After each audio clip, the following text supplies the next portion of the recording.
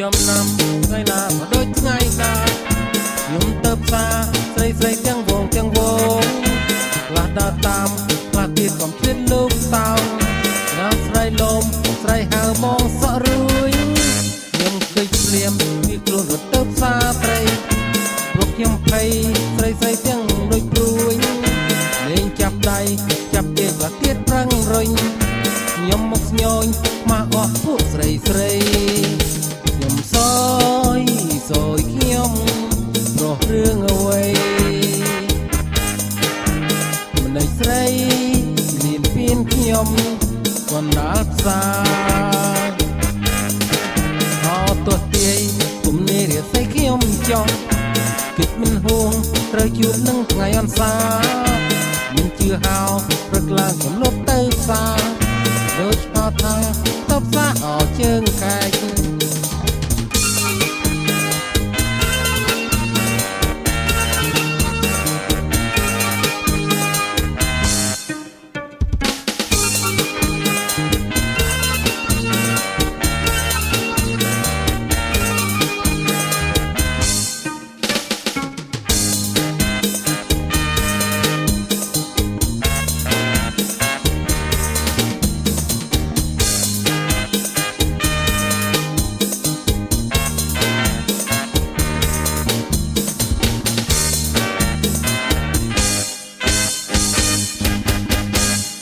ចំណាំថ្ងៃណាក៏ដូចថ្ងៃណា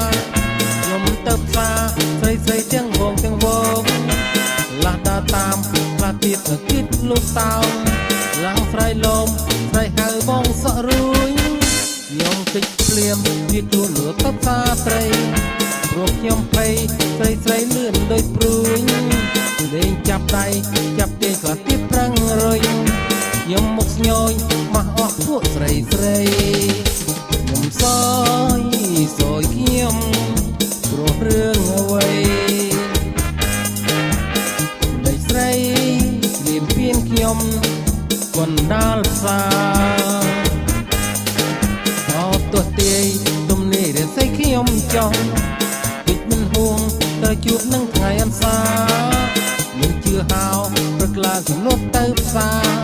ដោយហៅថាទៅផ្សារអោជើងខែក